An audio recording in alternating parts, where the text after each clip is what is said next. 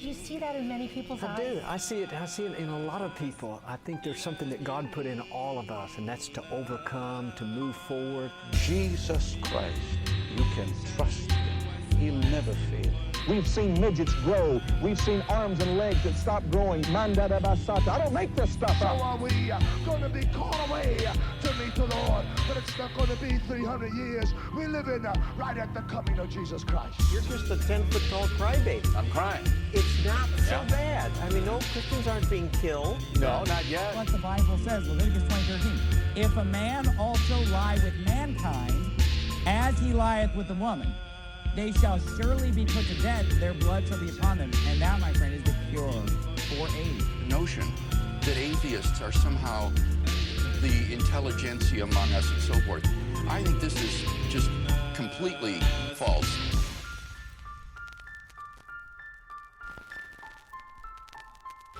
Hey everybody, welcome to episode 33 of the Age of Reason podcast, where we are not for the faint of thought. What's going on, Alex? Oh, not much, man. Just preparing for week 4 of our Burn Your Bust fight here by getting highly medicated. No. Let's try not to do that this time, because I think there's I think we've done a good job covering both sides of it, and there's probably some more points for both sides of this argument that are going to be made today. But I think it might be a better idea for you and I to still present a united front, because I think one of the important things that we all need to keep in mind is that even the crazy, insane Republicans, I think when you get it down to it, we all kind of want the same thing. Some of these things that we want, especially when it comes to insane Republicans that are voting for Donald Trump, may be different. But I think even for the people that are burning your bust, the people that are refusing to vote, the people that are on the fence, the people that have gone to Jill Stein, and the people that are voting for Hillary, I truly think when it comes to the people, we all want to reach the same destination. I doubt the hardcore Hillary supporter may be completely blind to a piece of news that we're going to get to later today regarding the former DNC chair, but also like her Wall Street stuff. They'll throw excuses, whatever. But I think really, I mean, we all kind of want to get to the same place, right?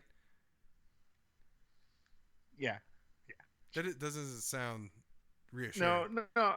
Well, I think I guess getting to the same place is a little more specific than. Well, I mean, if that same place is civil rights being maintained and broadened, and as well as also widening the middle class and the whole American opportunity, that whole thing. Okay, fair enough. Yeah, I think honestly, all of us supporters do want to go to the same place, and we'll talk about this later. But Hillary is not doing a good job of making sure that the dividing wall is torn down, and I don't think Jill Stein is either. But I mean, we'll get into that. But let's just go ahead and. I guess let's preface it. We had a conversation earlier that got a little heated between the two of us. Yeah. And we've been talking about it for a while now. Right. The first Burning Your Bust thing came up, I don't know, probably over 2 months ago by far. But especially over the last 3 episodes. Yeah, over the last 3 episodes where we've really been going back and forth. So we came up and said we're going to try to find some more common ground. But when you call for unity, it is a little bit, seems a little bit like the rest of the DNC. But we are going to not unite, but I guess, like you said, find some common ground and try not to have the debate as spirited as we had the last couple of weeks. So, what were your thoughts on how much of the DNC debate did you watch? The convention speech I watched. Convention. Yeah. I probably watched about 90% of the convention speakers, and just overall, wow, what a freaking difference! Right. To have some actual speakers up there, a little bit of intelligence. You just can't compare the convention 1 week in Cleveland to Philadelphia. In Cleveland, yeah, it's just Wow.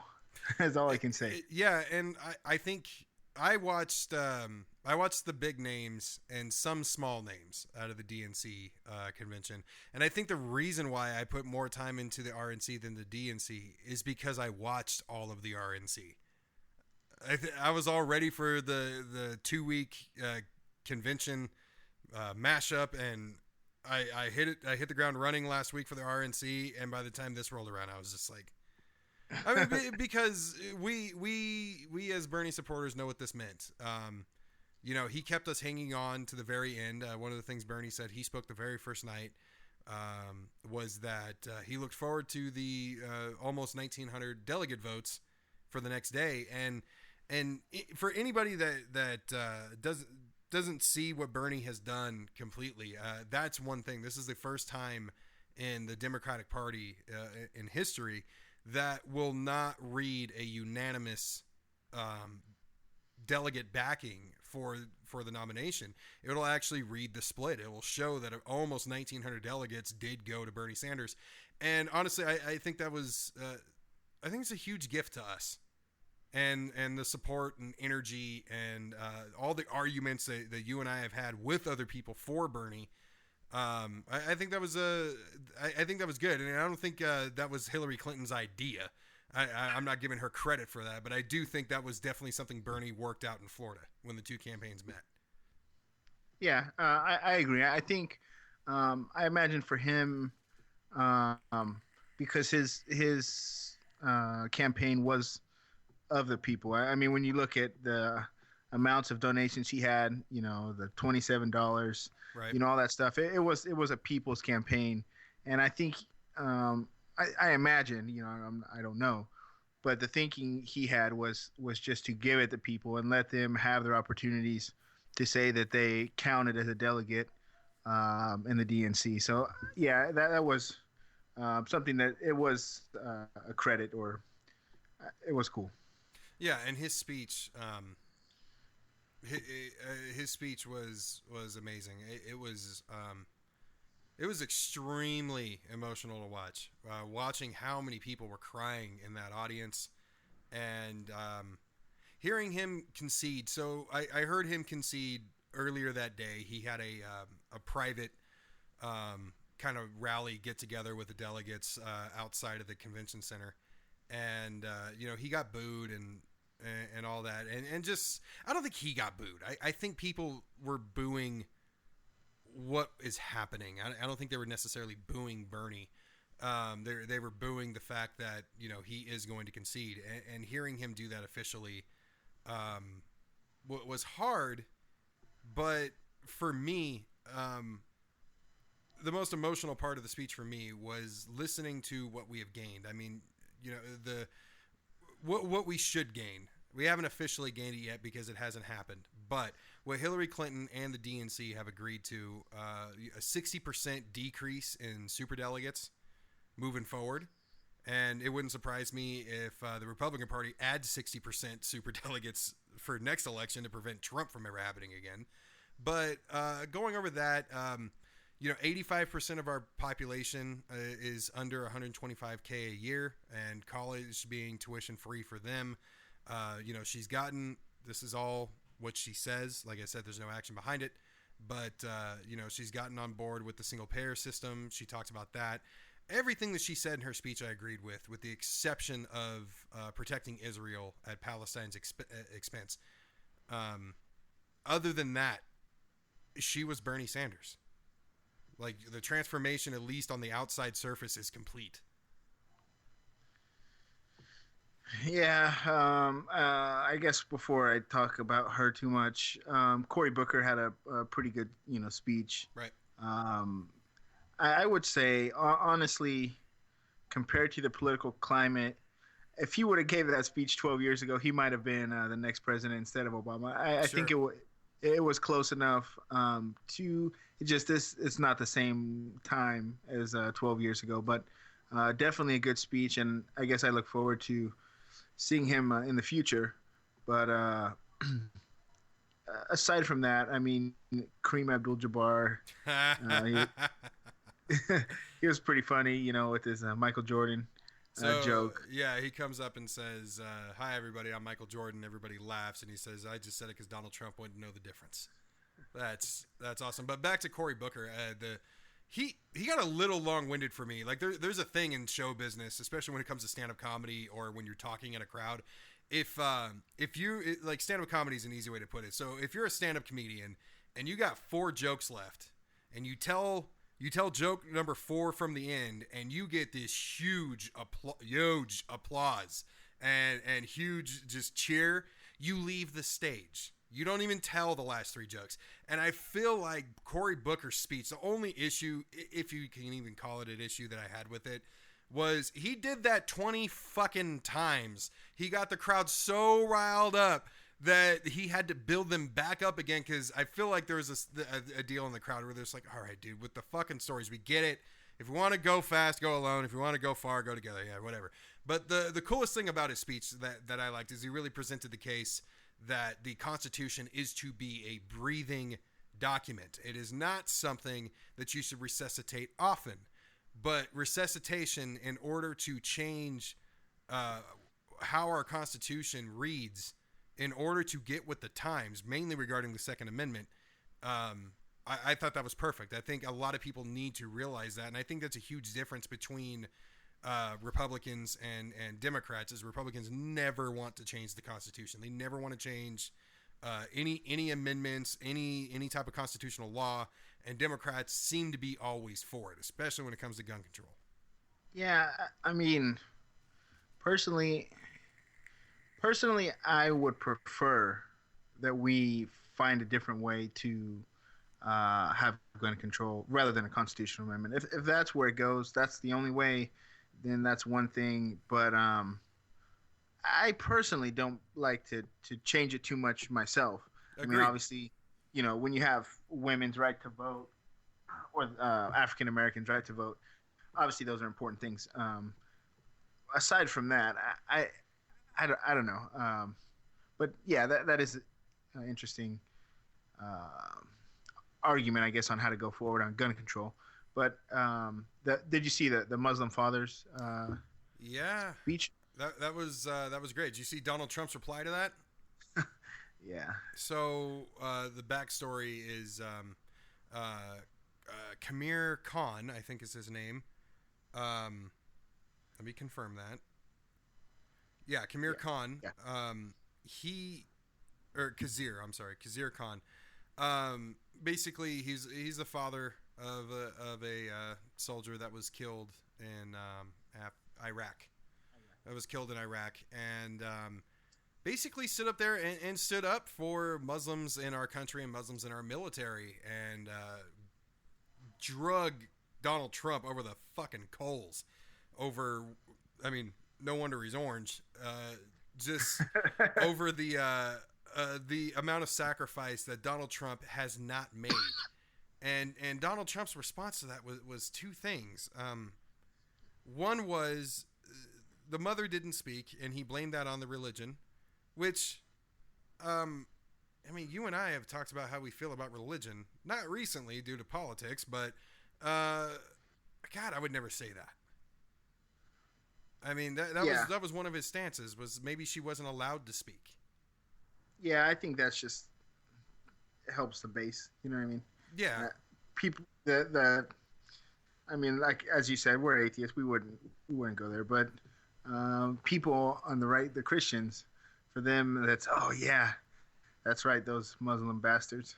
Yeah, but I mean, Christianity, the woman belongs, bearing and taking care of children and staying in the kitchen. I mean, what really is the difference? But I mean, the second thing that he said was that he has sacrificed a lot because he's created tens of thousands of jobs, and that just means he was making money. Yeah, that's not really. Yeah, I mean, obviously, it just shows he doesn't understand what sacrifice means. I mean, if you gain something, you're not sacrifice. Sacrifice is about losing or being willing to put something on the line. You're not. That's just, he has no idea what a sacrifice is. Exactly, because he's making it sound like because he's a businessman, that creating jobs is a charity.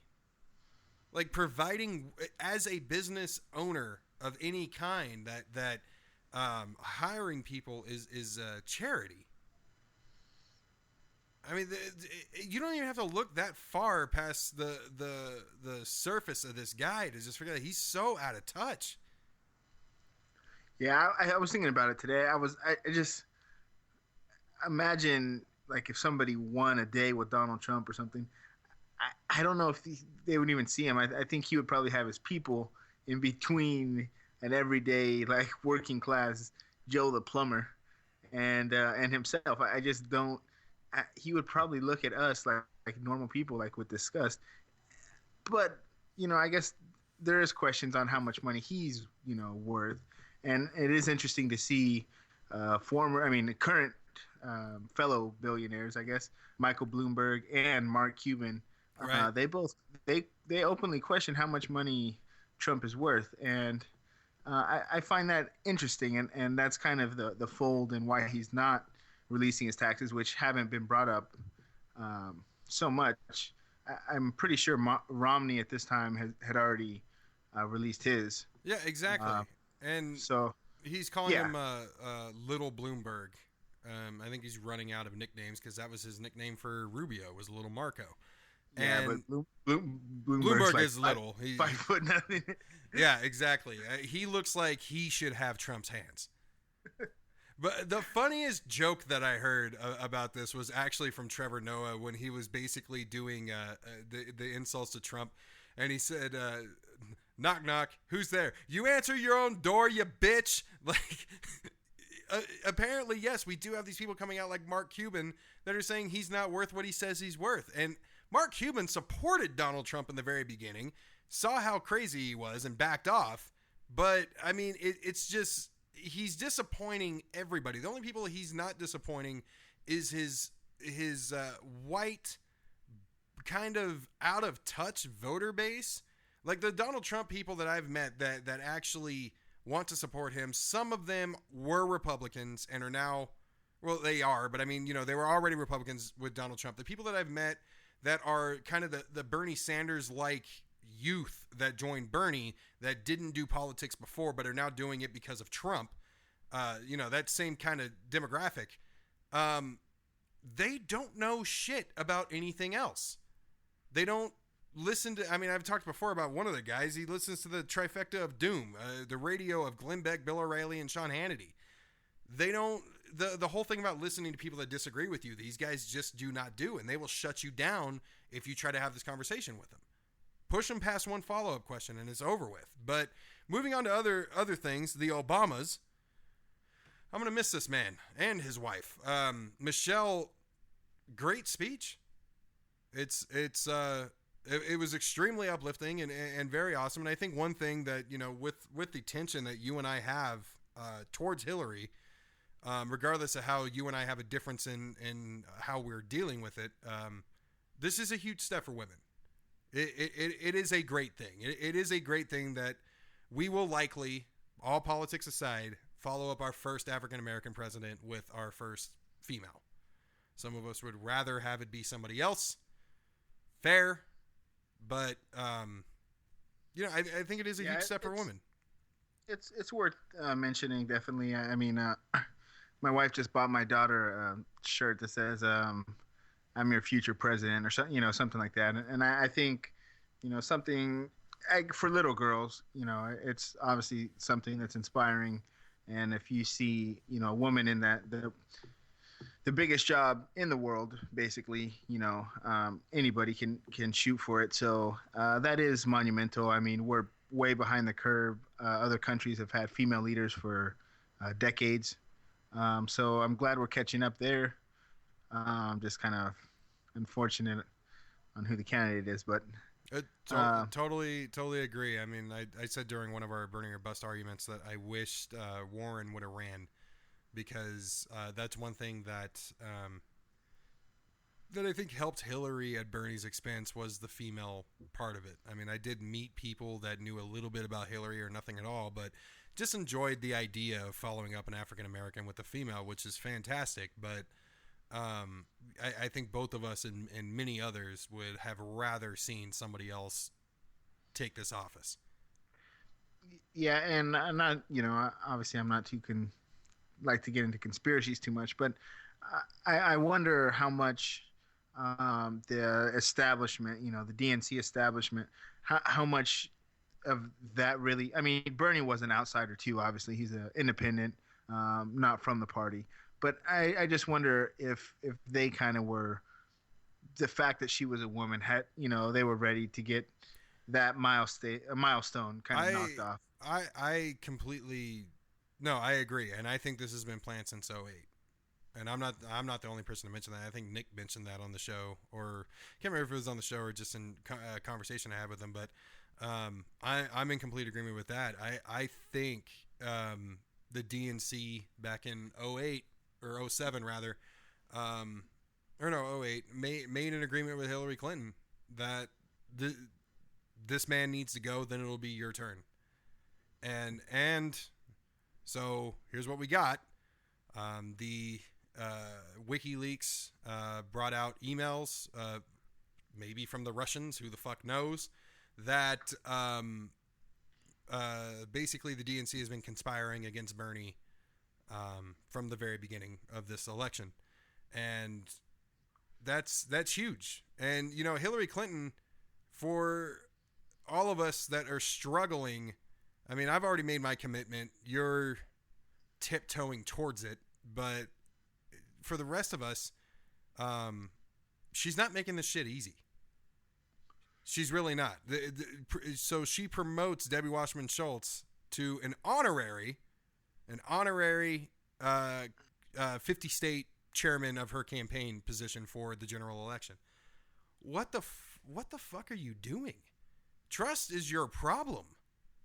What the hell? And that's. This is why every single time, I last week I said, I'm not going to admit it on air. This week I'm going to go a little further and say it looks like I'm going to be voting for Hillary. Not official yet, but it's going to be Hillary. I'm not going to phone bank for her, volunteer for her, any of that, but she'll have my one vote, not necessarily for me, but for the LGBT community. So their right to marriage isn't questioned, and for women, so their right to choose isn't questioned.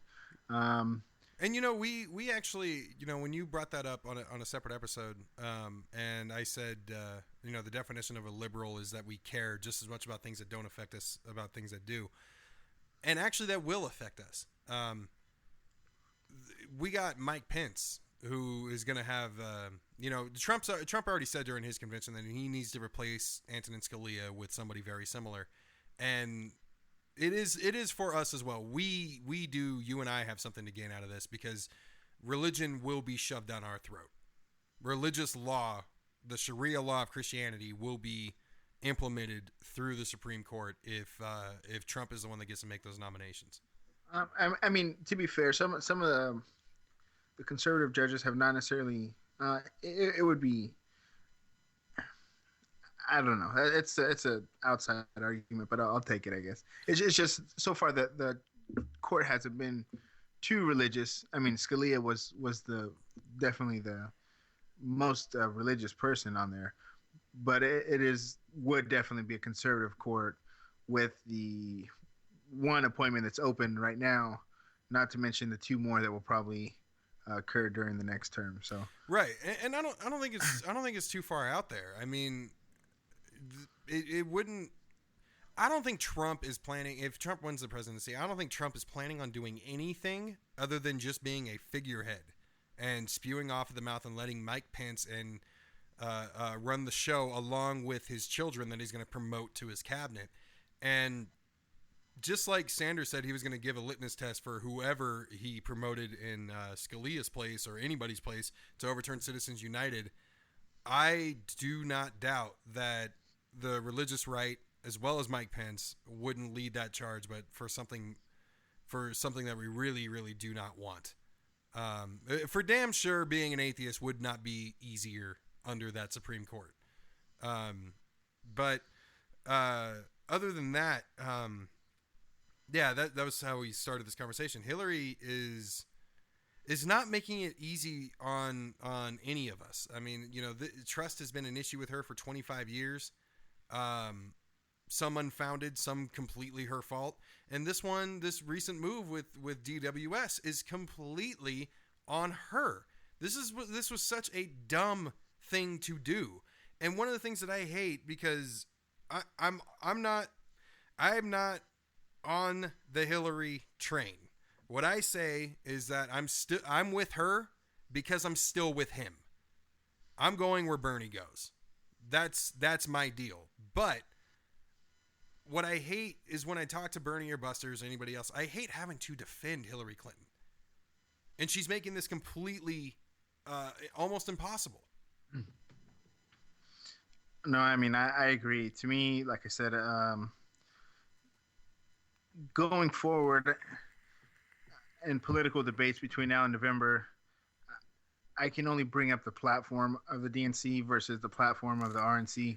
I'm going to have to completely leave the two candidates out of it because, I mean, not that they cancel each other out. Trump is obviously a worse person than Hillary Clinton, but most of the problems that I have with politics and the things that I support are kind of countered by Hillary. So it's going to be an interesting couple months. So I got some questions for you. Let me interview you for a second here. I know what it took for me to say that I will vote for Hillary. It took Bernie, and it took at least the written agreement that they have. We'll see if they hold up to it. But it took that. It took the gain that we have made with the super delegates and minimum wage and schooling, all that stuff. What I know you've said in the past that if she would have taken Warren as her VP or Bernie as her VP, that would have made this decision for you to vote for her easier, right? I mean, yeah. If Bernie or Elizabeth Warren, if you put one of those as the second most powerful person in the world, you're sending a message out to progressive people and the left-wing people that say, okay, I hear you. I hear where you guys came. You guys were a strong voice in this primary election. I mean, I almost lost again, even though this time we made it where it's almost impossible for me to lose. Like, here's a bone, here's something for what you guys have done and how the conversation's changed. Agreed. And I think she's put herself in a tough spot because I think the only thing she can do now, and it won't happen until she gets elected, so it's not going to help her in the meantime, is she's going to have to prove that she's going to make good on these promises that she made, because all these shout outs that Bernie got throughout the convention, they're nice, like, great. I mean, Obama gave it to him, Warren gave it to him, Hillary shouted out Bernie Sanders. Everybody did it, but it's hard to look at that and go, "Oh, she means that. That's authentic." It's hard because right now it's lip service until she does something, and because she didn't. So my question is because she didn't take the opportunity to at least put Cory Booker on there, put somebody that at least is part of the activist. Not he's part of the establishment, but he's got some activism to him. He's the loudest voice on the injustice system.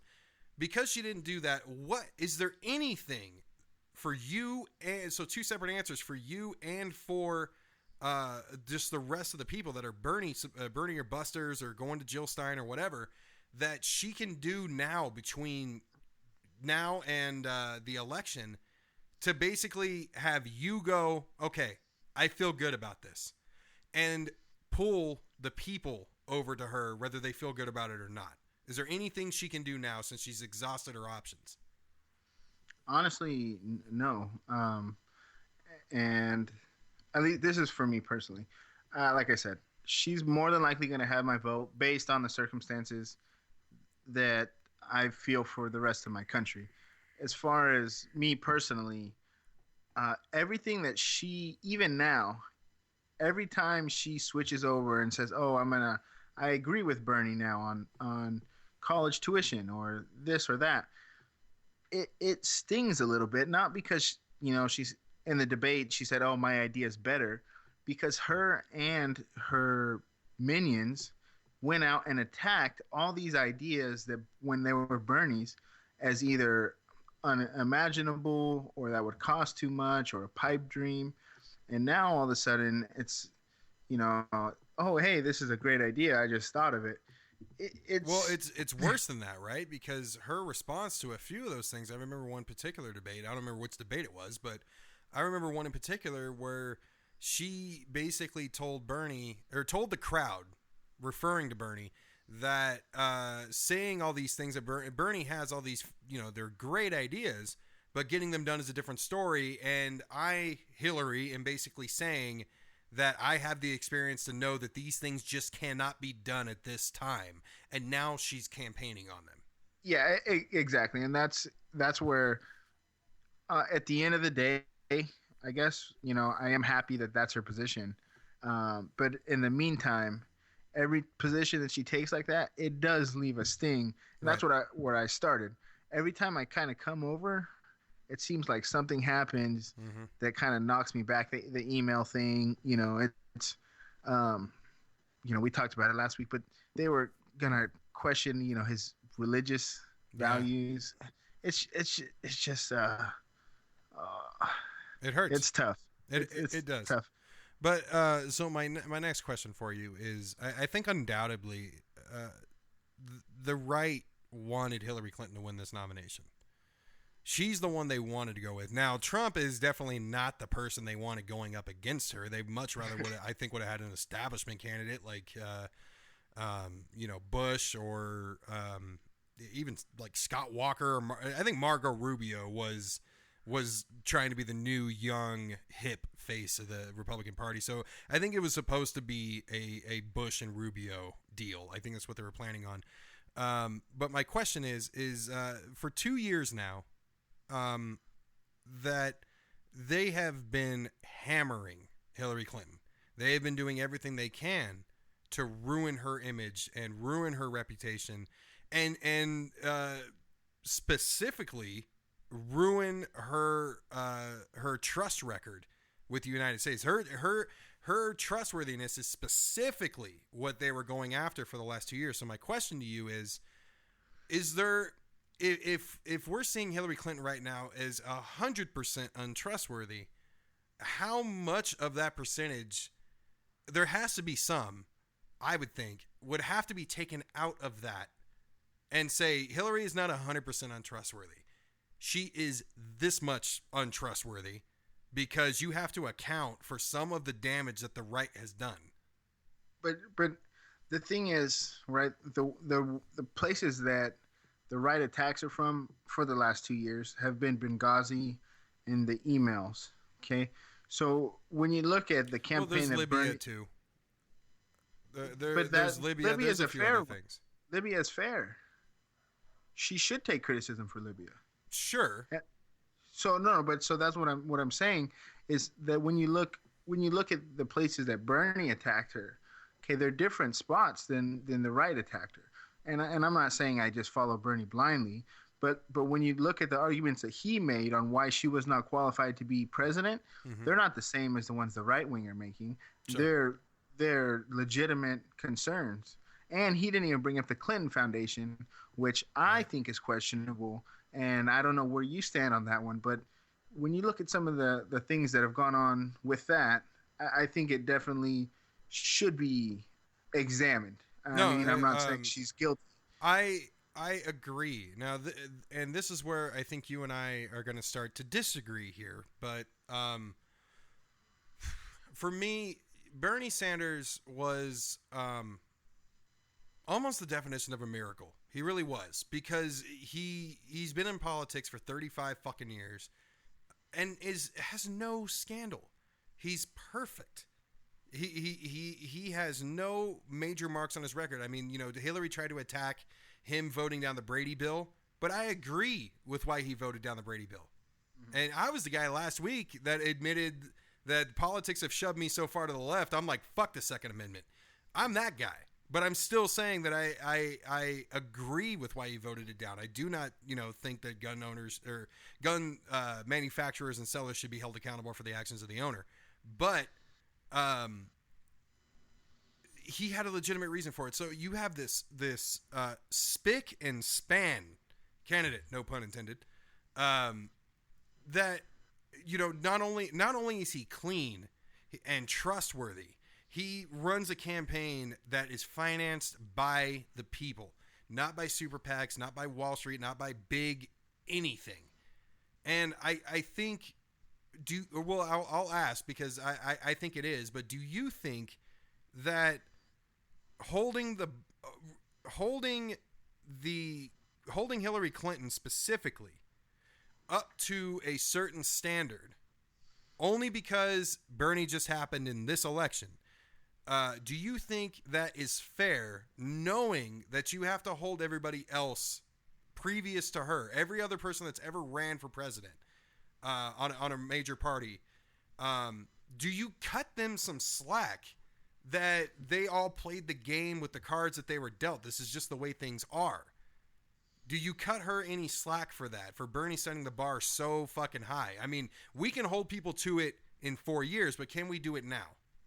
No, the reason why I would say no is because of the hypocrisy of most of them. It's not everything, right? But when you look at, she knew when she left the office of Secretary of State, she knew she was going to run. She said she didn't, but let's be honest, right? She knew she was going to already in line to be the next president. Those decisions aren't made the day before they're announced. Definitely. And they're rich, right? I mean, the Clintons, they have enough money. I mean, they don't need to worry about her daughter. She married a hedge fund manager herself, so her daughter's taken care of. You have nothing to worry about money.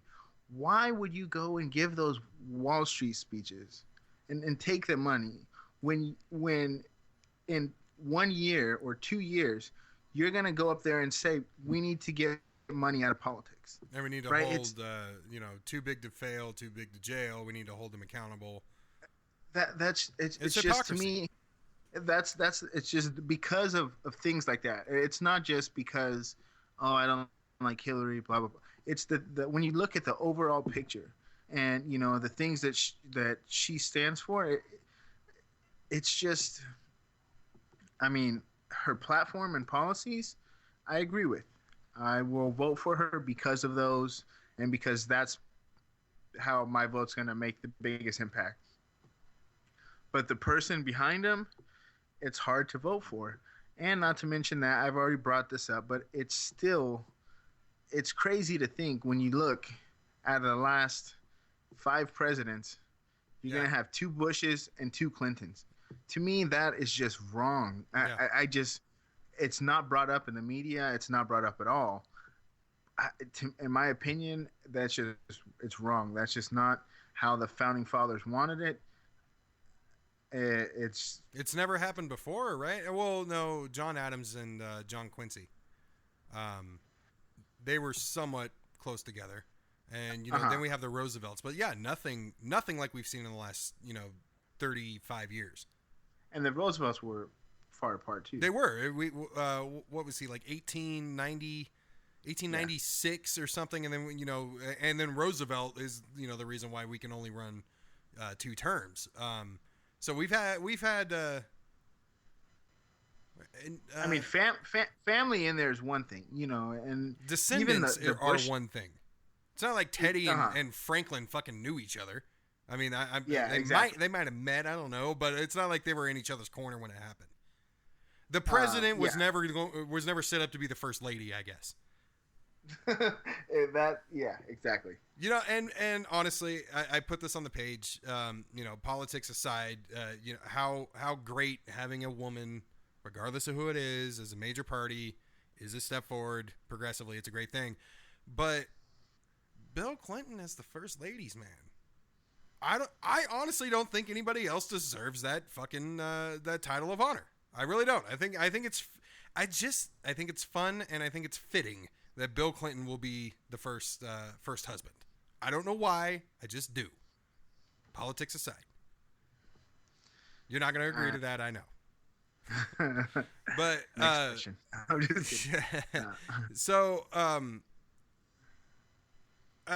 glad to see that you know, some of you are starting to come over to this side. I understand, as we discussed previous, that it's a breakup. There's a grieving process that has to go through it, and the thing that worries me though is the consistent bashing of Hillary Clinton right now, as justified as it is. I don't disagree with it. Like I do not like defending her, and that's what I find myself having to do, which is why promoting Debbie Wasserman Schultz to, even if it is an honorary position, it's just a dumb move. It's just stupid, and I don't like defending her. But the problem that I have is the longer that these Bernie or busters and the people that are going to Jill Stein, and I'll give my opinion to Jill Stein in a minute, but the people that aren't voting for Hillary strictly because of what happened to Bernie, I feel like we need to stop complaining about Hillary right now. And yeah, but the thing is, right, a lot of these people got inspired into politics by Bernie. Right. Hillary didn't inspire them. So how inspiration is what drove them. Heart is what drove a lot of these people. Right. So to say like, oh yeah, you were all in for Bernie, so you care about these ideas, which they obviously do. So you should have no problem taking your heart out and just voting for Hillary. No, that's not it. Because, you know, we're gonna need that heart when this is all over with. Because this revolution, whether it lives or dies, is to be determined. But it doesn't have to do either one. It all depends on the rest of us. Is the way I look at it. But I think the way I'm looking at this is, if you're at war, if you're in a hot zone of some kind, and your best friend, partner, whatever beside you gets shot in the head and dies, for me, you do not get emotional then. You continue fighting and take care of the problem, and then you get emotional. We need that emotion. That's a horrible analogy. You're not fighting for. There's a bigger war that needs to be won. It would be like if you're a NATO troop or something, and now you're fighting for a whole different country. Like putting Bernie on the side of Hillary is far fetched, because there was so much that separates them. This is not It depends Marco on Rubio and Jeb Bush. Sure, but it depends on which of Bernie's messages, and he doesn't have. I mean, he's got quite a few, but he repeats them during every speech. It depends. Money out of politics is number one, right? What? Money in politics, number one. Money in politics is number one when it comes to policy, but that's the biggest thing, because sure, nothing else is going to get done without that. Right. Without that, nothing else gets done. Understood. But here's the deal. I think it really depends on how you prioritize some of the other things that Bernie said. And for me, I prioritize a Donald Trump presidency as something we need to prevent at all costs. So for me, I'm looking at this as money in politics, all the other stuff that Bernie talked about that is so important.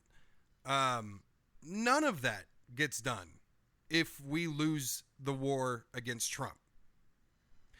There's a saying among police officers and EMS, paramedics, and firefighters, and that is, you can't help anybody if you're dead.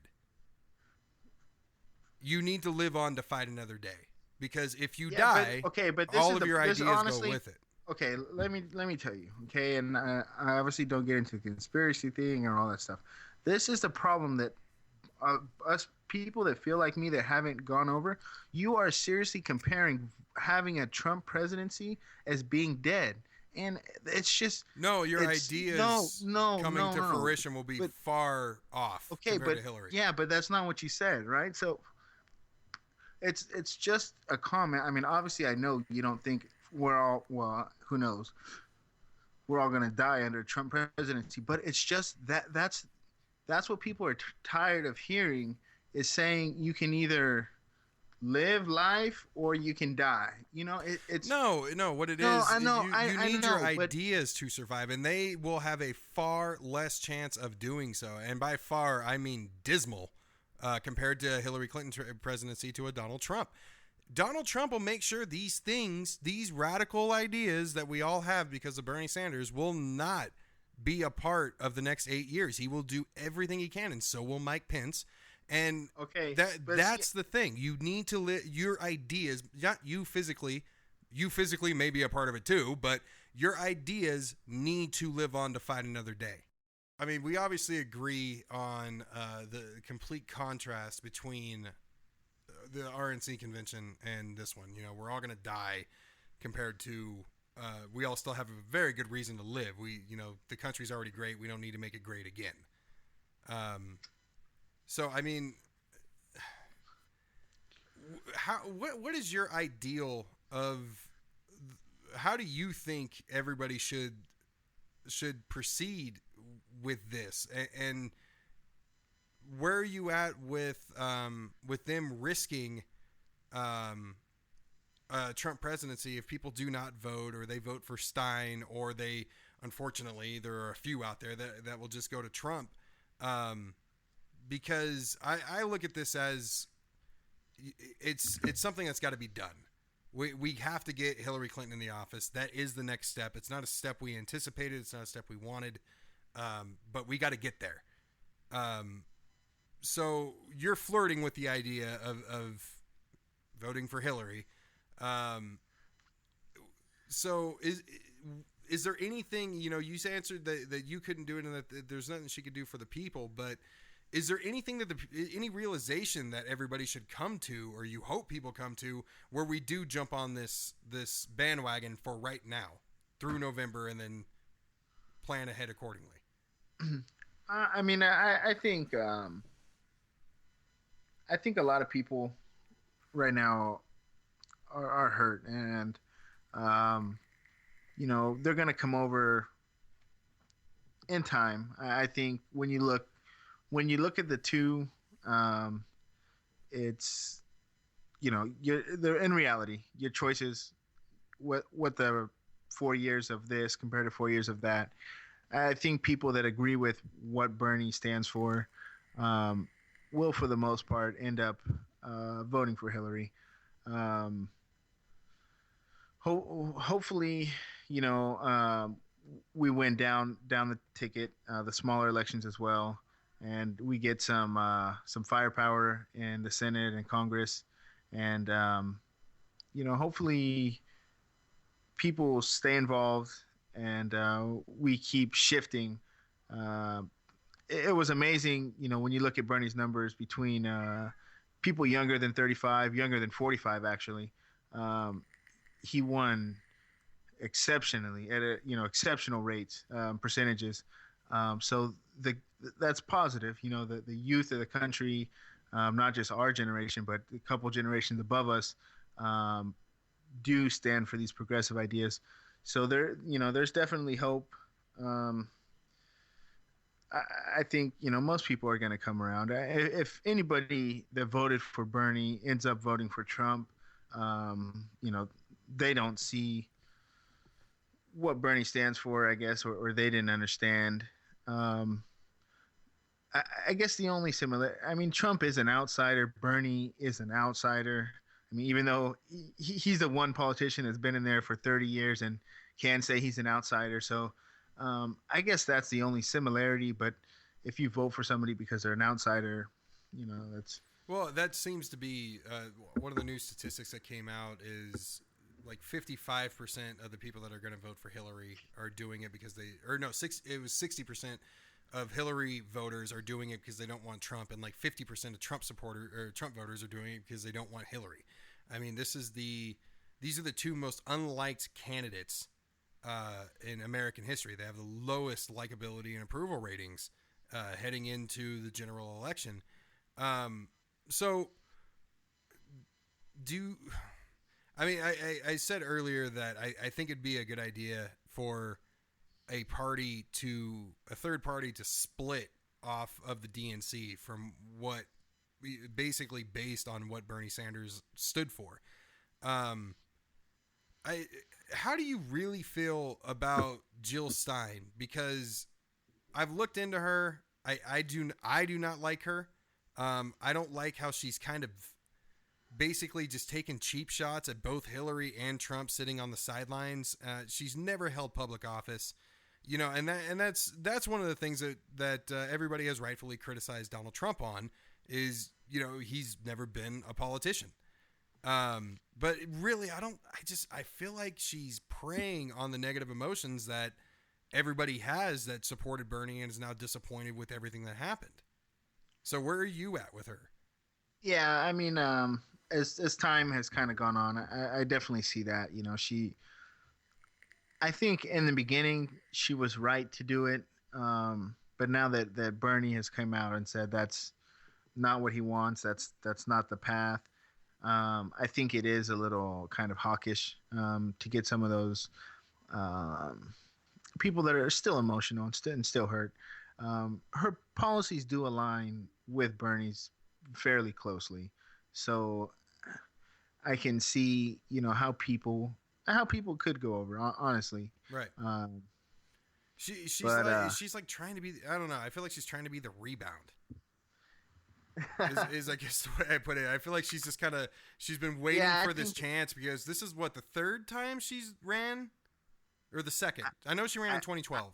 I think the last time was her first time on the ballot. I'm not positive, but so she's been waiting around for probably 6 years now, possibly 2 years, prior to the 2012 election, and she finally sees the person she wants, and she's just ready to jump in and be the rebound.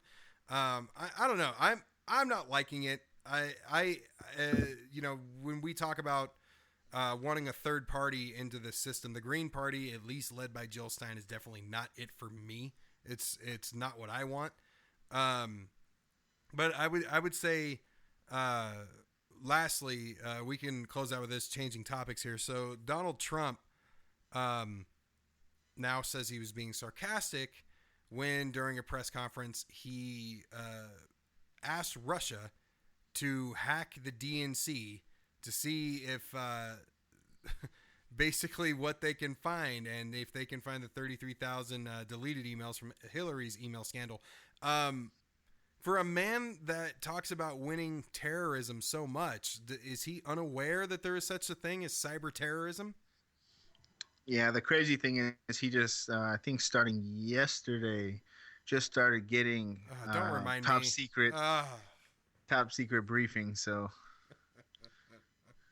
and he put out a tweet saying, "Don't trust Hillary with that information because her judgment sucks and she doesn't have the temperament."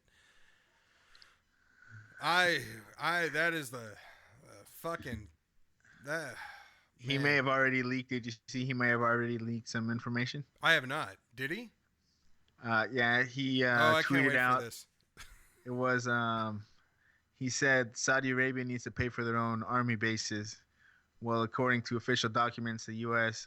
Closed the last army base in Saudi Arabia, I think in 2004.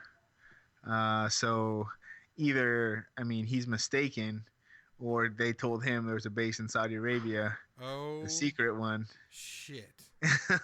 Yeah, and that was a cool theme that I liked. I think they all said a version of it, but I can't remember who said this particular version, that the person that can be baited with a tweet does not need to have nuclear codes. Oh yeah, Hillary said it, and yeah, I know Obama and Warren and a few other people said a different version of that same thing. Yeah, really? I've been checking his Twitter account for since last week's RNC convention. When did this happen? I checked him earlier today. I saw it today. Fucking shit. I'll have to double check the source, but I wouldn't pass him. So treason. I don't think there's any other way to put it. And there's suspicion that I haven't seen any verifiable proof yet, but there is suspicion that Trump will not release his tax records because of all of his bankruptcies. Banks are not doing business with him, so he has been going to Russia and getting loans from oligarchs over there. I don't know Yeah, how but I big of don't a think- suspicion that is. How much I proof don't is think- there? I just don't think that would show up on your tax returns. You know what I mean? Like, you don't put that on your, yearly statement. Like, oh well, I paid $2 million to the Russian oligarchs. Well, I mean, there could be. He could have written off interest to a loan to a Russian bank that's got ties to Putin or anything like that. I mean, that type of thing could be in tax records. Yeah, I think. Who knows? There could be a fucking golf course over there that he was writing off. I heard on a satirical website he wrote off a hand longing machine. I mean, who knows what's true at this point? But it's definitely scary because it's looking like, the dictator he so admires, he actually does have. It's looking like he possibly could have a relationship with this guy. Yeah. No wonder he wants to pull out of NATO. It's been a crazy 2 weeks. One thing that I'll end with this. One of the last tweets that I read from Donald Trump earlier this morning was that like us Bernie people, he's already complaining that the first 2 general election debates that the DNC has proposed were during football games. And on weekends, that sort of thing. So I do not like that he is stealing the right, even at the RNC, are stealing the arguments that Bernie had and his supporters had against both the DNC and Hillary Clinton.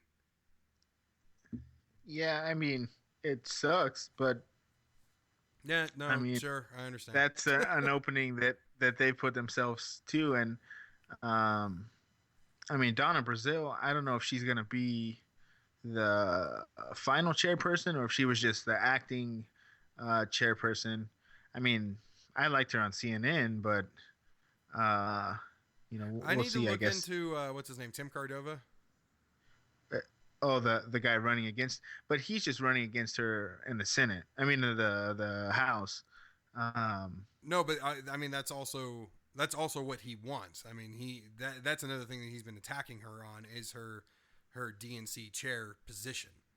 So, yeah, but that's not like automatic. With no, that. no, That's it's not. But I think from what I've read, it looks like he's campaigning to actually do both. And I need to look into this guy because I don't know anything about him. And the last thing we want to do is replace somebody like that with somebody just like him. Much like Trump wants to do with Antonin Scalia. Well, I mean, her election is for the seat, and whoever wins is the House representative. But the Democratic It's Party separate, will, right? yeah, they'll choose who goes there, and I mean, I'm sure it's going to be another party insider. Yeah, it could be. I hope best case scenario right now for Bernie is majority leader. Yeah, but that's a pipe dream, man. Unfortunately, I just see how much damage majority leaders are able to do in the House and Senate, and I would love to hand the position over to Bernie. Oh yeah, I mean, trust me, it would be great, but I mean, it's just not going to happen. He's an independent, and he's gonna caucus with the Democrats, but he's gonna be just as much of an outsider, if not even more, most likely even more, in the Democratic caucus, Yeah. than he was 2 years ago. So Right. yeah. All right. Well, I think that pretty much wraps it up for this week. We're not looking forward to anything. Oh, but hey, we're not looking forward to any news, but we are looking forward to actually doing an AOR episode in person next week. I will be flying to Northern California day after tomorrow, and I'll be swinging by your place, and we'll do this over there. So Yeah, I look forward to that. yeah, I'm glad we toned down our rhetoric against one another when it came to the Bernie or bust argument. I'd hate to get in a fist fight on the air. No, but again, that is the number one thing. The Bernie or busters and I think even the Hillary supporters And the people like me who are just smack in the fucking middle of this whole goddamn thing, we all want the same. The supporters, can't speak for the politicians, but the supporters, we all want the same destination. We all want to come to the same spot. So we need to figure that out. That's basically it. Yes, we'll do that within the next 4 years. Definitely. And that's the number one thing, is to stay involved. But with that, thanks for joining us, everybody. Follow us on Twitter at AOR_podcast, the Age of Reason podcast page on Facebook, and for everything else, AORpodcast.com. Take care, everybody. We'll see you next week. That's right.